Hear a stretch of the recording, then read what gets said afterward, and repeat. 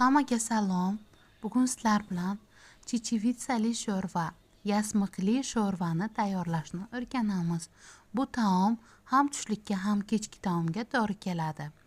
Bolalar ham, kattalar ham buni birdek sevib iste'mol qilishadi.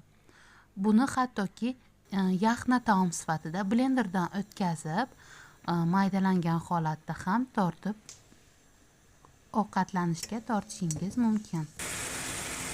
Buning uchun bizga birinchi 200 gram, 300 gram go'shtni olib, yaxshilab qovuramiz. Yog'siz go'sht bo'lsa yaxshiroq bo'ladi. Chunki bolalar yog'li go'shtni xush ko'rishmaydi. Piyoz, bulg'or qalampiri, sarimsoq piyozlarni ham maydalab qovurib olamiz. Yaxshilab dimlab qovurganimizdan so'ng sabzi, 2 dona sabzini ham kubik shaklida to'g'rab, uni ham yaxshilab qovurib olamiz.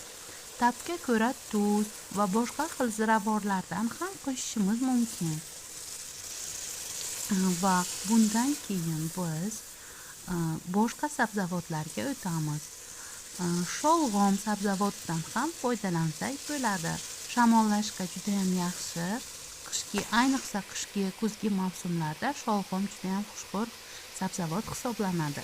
Bolalar uni uncha xush ko'rishmagani uchun kubik shaklida qilib ovqatga solinsa, bola ajrata olmaydi va yeydi. Kabachki sabzavotdan ham foydalandik. Kabachki ham juda foydali sabzavot hisoblanadi. Kabachkilarni ham kubik shaklida mayda qilib qozonga solib, yana dimlab qovurishda davom etamiz. Pomidorning o'rnida men marinadlangan, suvi olinib marinadlangan pomidordan foydalandim. Bu ham ovqatni mazasiga yaxshi ijobiy ta'sir ko'rsatadi. Va 2 dona lavroviy list bilan где-то 1,5 litrcha suv solib yuboramiz.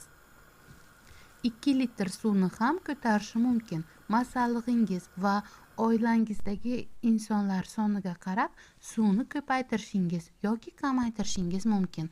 Yaxna taom sifatida tortish uchun blenderda yarmini olib sovigandan